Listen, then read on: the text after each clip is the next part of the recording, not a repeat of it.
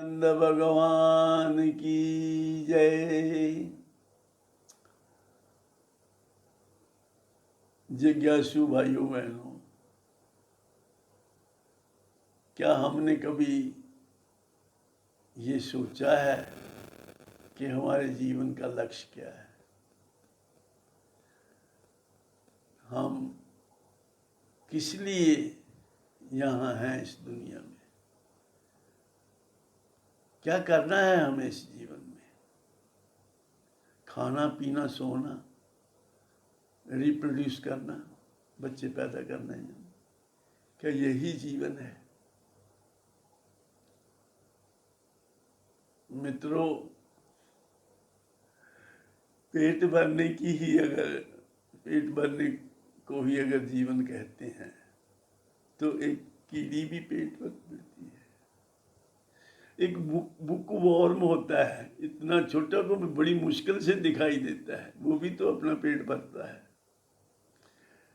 आदमी के अलावा जितनी भी वेराइटीज हैं, पशु पक्षी जितने हैं अनेकों, वो सभी पेट भरते हैं अपना। उनकी कोई फैक्ट्रियां तो नहीं लगी हुई, उनका भी भगवान ने कोई ना कोई इंतजाम किया। नेचर ने हमें प्रोड्यूस किया है तो नेचर ने हमारे खाने पीने का इंतजाम भी किया है। अब दिक्कत क्या है कि सिर्फ पेट भरने से ही हमारी समस्या हल नहीं होती। अगर हम किस कुत्ते बिल्ली के शरीर में आए होते, यानी आदमी के अलावा किसी भी और शरीर में आए होते, तो पेट भर गया तो कोई और समस्या है ही नहीं। अब कुत्ते का पेट भर गया तो क्या समस्या है? सो जाता है आराम से। शेर पेट भर गया, शिकार मिल गया, सो जाता है खा पी के। जब तक भूख नहीं लगती तब तक फिर वो कोई शिकार करने भी नहीं जाता। भूख लगती है फिर निकलता है, फिर कोई शिकार करता है, खा लेता है, फिर सो जाता है। ये समस्या आदमी के लिए, बाकी सब की समस्या पेट भरने के बाद खत्म, और आदमी की समस्या पेट भरने के बाद शुरू। पेट भरा तो अनेकों समस्याएं और उसके साथ। हमें घर भी चाहिए, हमें गाड़ी भी चाहिए, हमें एक बैंक बैलेंस भी चाहिए, हमें खाने पीने के लिए बढ़िया बढ़िया चीज़ें चाहिए। हमें रोटी पानी से हमारा गुजारा नहीं होता। हमें बहुत बढ़िया गाड़ी चाहिए, हमें अच्छे रिलेशंस चाहिए, अच्छी पत्नी चाहिए, पत्नी को अच्छा पति चाहिए, बच्चे चाहिए। क्या नहीं चाहिए हमें? सब कुछ मिलने के बाद भी हमारी चाहत खत्म नहीं होती। और इस और का कोई छोर नहीं, इच्छा का कोई बस स्टॉप नहीं है। इच्छाएं जैसे जैसे हमारी पूरी होती जाती हैं, नई इच्छाएं जन्म लेती जाती हैं। इनका कोई अंत नहीं है। ये कभी समाप्त नहीं होती। जैसे आग में घी डालने से आग शांत नहीं होती, इच्छाएं पूरी होने से इच्छाएं शांत नहीं होती और बढ़ती हैं। ज्यों प्रतिलाभ लोभ अधिकाई, तुलसीदास ने लिखा है रामायण में। देखो, किसी चीज की हम इच्छा करते हैं, जब किसी विषय का हम चिंतन करते हैं, ध्यायतो विषयान पुंसा संग सतेषु उपजायते संगात संजायते कामा, कामात क्रोधो भिजायते क्रोधाद भवति सम्मूढ़ा। उससे क्या सम्मूढ़ा हो जाता है? सम्मूढ़ा मति भ्रम है, मति भ्रंश, मति भ्रमति हो जाती है। मति भ्रंश से फिर आदमी का सर्वनाश हो जाता है। तो कामना उत्पन्न होती है जब हम विषयों का चिंतन करते हैं। विषयों के साथ इंद्रियों का इंटरेक्शन होने के साथ ही उस विषय की प्राप्ति के लिए कामना उत्पन्न होती है। कामना उत्पन्न होने के बाद हम उसके लिए प्रयत्न करते हैं उसकी प्राप्ति के, और प्रयत्न करते समय अगर वो उसको प्राप्त करने में बाधा आती है कोई, तो जिसके कारण बाधा आती है उस पर क्रोध होता है, और अगर कोई बाधा ना आए और अपना जिसकी कामना की वो विषय की प्राप्ति हो जाए तो फिर उसको और प्राप्त करने का लोभ, प्राप्त ना हो तो क्रोध, और प्राप्त हो जाए तो लोभ, और फिर लोभ के साथ साथ जो प्राप्त हुआ है उसको रिटेन करने के कि ये कहीं मुझसे चला जाए, ये पदार्थ, ये परिस्थिति कहीं हाथ से निकल ना जाए, फिर उसके लिए हमें भय लगा रहता है। वीत राग भय क्रोधा ये सब लगे रहते हैं। तो जो स्थित प्रज्ञा है, जिसकी मति ठीक है, जो अपनी प्रज्ञा में स्थित है, उसको ये सब चीजें नहीं होती।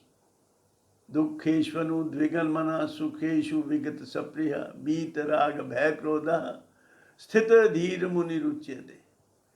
जो धीर मुनि हैं, जो अपनी प्रज्ञा में स्थित हैं, स्थित धीर मुनि, स्थित धी मतलब बुद्धि, जो बुद्धि में स्थित हैं, जो प्रज्ञा में स्थित हैं, उनको कोई दुख नहीं होता, वो दुख में विचलित नहीं होते। दुख नहीं होता का मतलब ये है कि वो दुख नहीं मानते, दुख में विचलित नहीं होते, और सुख में फूलते नहीं हैं। वो जानते हैं कि दुख सुख दोनों आगमा पाई हैं, आने जाने वाले हैं। कौन ऐसा है जिसके जीवन में दुख नहीं मिले हों? आप हमारे आराध्या देव भगवान श्री कृष्ण का लिए उदाहरण, लोग तो कोई जुर्म करके जेल में जाते हैं, तो हमारे आराध्या देव श्रीमान जी भगवान श्री कृष्ण का तो जन्म ही जेल में हुआ। फिर गोकुल ले गए सुरक्षा के हिसाब से, क्योंकि उनका मामा ही उनका वैरी बना हुआ था, मारता जा रहा था जो बच्चा पैदा होता था, तो उसको बचाने के लिए गोकुल ले गए। गोकुल में भी पूतना पहुंच गई, स्तनों को लगा के वेश के उसको दूध पिलाने के बहाने मार देगी। और कितने राक्षसों से 8 साल की आयु तक भी कितने राक्षसों से मुकाबला किया, कितनी बार कितने कितने खतरों से बचे। और फिर बड़े हो गए, तो थोड़े बड़े हुए तो मामा ने भी षड्यंत्र करके बुला लिया वहाँ मारने के लिए। तो ये दूसरी बात है कि तो दिव्या पुरुष थे, भगवान थे, तो मामा ही मारा गया, अपने ही मामे को मुस्कुराते हुए मारा। और फिर उसके बाद मामा का ससुर जरासंध, वो हर साल आक्रमण करता था कि मेरे दामाद को मार दिया इन्होंने, और हर साल कितने उस निवासियों को, मथुरा निवासियों को मार देता था। तो फिर वहाँ से प्रस्थान किया कि हमारा तो कुछ नहीं बिगड़ता, प्रजा हर साल मरती है, तो यहाँ छोड़ देना चाहिए। तो वो छोड़कर सारा मथुरा को छोड़कर भागे द्वारका, गुजरात में जाकर समुद्र के किनारे द्वारका नगरी बसाई और रणछोड़ कहलाए। और फिर उसके बाद महाभारत में ले लीजिए, महाभारत में अर्जुन के सारथी बने। तो तीर की चोट तो पहले सारथी को ही सबसे ज्यादा खतरा है, तो सारथी बनकर भी उसको विजय दिलाई, और आप सब प्रकार की जो कष्ट थे झेले अपने शरीर पे। और अंत में अपने ही बच्चे 16,108 थी उनकी पत्नियां कह लो, या ये अलग बात है जो जरासंध की कैद से मुक्त कराई थी। समाज उनको मान्यता नहीं देता था, तो उनको भगवान ने अपनी पत्नी के रूप में मान्यता दी, सामाजिक दर्जा दिया, सामाजिक सुरक्षा दी। तो एक एक पत्नी से 8-8 बच्चे, 10-10 बच्चे, कोई 10 मानता है, कोई 8 मानता है। तो इतना बड़ा परिवार, इतने बड़े परिवार में जब वो परिवार भी इनका आतताई हो गए, वो भी, क्योंकि बहुत पावरफुल थे यादव जो थे, वो भी किसी के काबू में नहीं आने वाले थे, इतने बलवान थे। तो वो आपस में ही लड़े, भगवान की ही माया थी, आपस में उनको लड़ाकर उनका भी नाश किया। तो ऐसे मेरे आराध्य देव जो हमेशा त्याग ही करते रहे, हमेशा मुसीबतों का ही सामना करते रहे सारा जीवन, और कोई ये बता दे किसी भी ग्रंथ में ये हो कि वो कभी दुख से विचलित हुए हों, मुस्कुराकर हर स्थिति का उन्होंने सामना किया। इसीलिए भगवान हैं वो, इसीलिए हम उनको भगवान मानते हैं।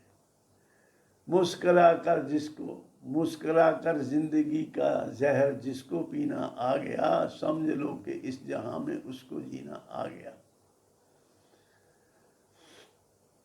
तो उन्होंने मुस्कुराहट अपनी नहीं कभी छोड़ी, हमेशा मुस्कुराते हुए हर परिस्थिति का मुकाबला किया, हर मुसीबत का मुकाबला किया। उन्होंने मुसीबत को मुसीबत समझा ही नहीं। तो जब हम उनकी भक्ति करते हैं तो हमें भी जीवन में यही एटीट्यूड रखना चाहिए, क्योंकि परिस्थितियां तो पर के बस में हैं, हमारे बस में नहीं है। परिस्थितियां अनुकूल प्रतिकूल आती जाती रहेंगी। जीवन में दुख सुख की घड़ियां आती हैं, आकर जाती हैं। ज्ञानी के मन में क्षोभ नहीं, मूर्ख को नाच नचाती हैं। सम रहना सीख लें अगर। गीता जी का योग पता क्या है? पतंजलि का योग तो है चित्त वृत्ति निरोध। चित्त की वृत्तियों का निरोध करना ही योग है पतंजलि के हिसाब से। और गीता जी का योग क्या है? समत्वम योग उच्यते, सम रहना योग है। 2 मिनट में ये बताते हैं कि हम जो भी कुछ जीवन में करते हैं, whatever activity we are doing, उसका अंतिम परिणाम ये होता है कि उससे जा तो आप खुश होते हैं या आप दुखी होते हैं। यानी अंतिम परिणाम हर एक कर्म का सुख और दुख ही है। या आपका मन खुश हो जाएगा या आपको दुखी हो जाएंगे उससे। तो अगर आप सुख और दुख में सम रहना सीख लें तो जीवन में आपको कभी भी कोई भी परिस्थिति, कोई भी मुसीबत जो दूसरों की नज़र में मुसीबत है, वो आपको परेशान नहीं कर सकती। समत्वम योग उच्यते। और योगा कर्म सुकौशलम, इस प्रकार कर्म करें। ये कर्म करने का ये एक युक्ति सीख लें कि वो कर्म हमें बांधे ना। यही गीता जी का योग है। इसके बारे में और आगे विस्तार से बात अगले एपिसोड्स में करेंगे। इन्हीं शब्दों के साथ मैं अपनी वाणी को विराम देता हूँ। आप सबके कल्याण की कामना करता हूँ। सर्वे भवन्तु सुखिनः, सर्वे सन्तु निरामया, सर्वे भद्राणि पश्यन्तु, मा कश्चित् दुःख भाग् भवेत्। ओम शांति शांति शांति।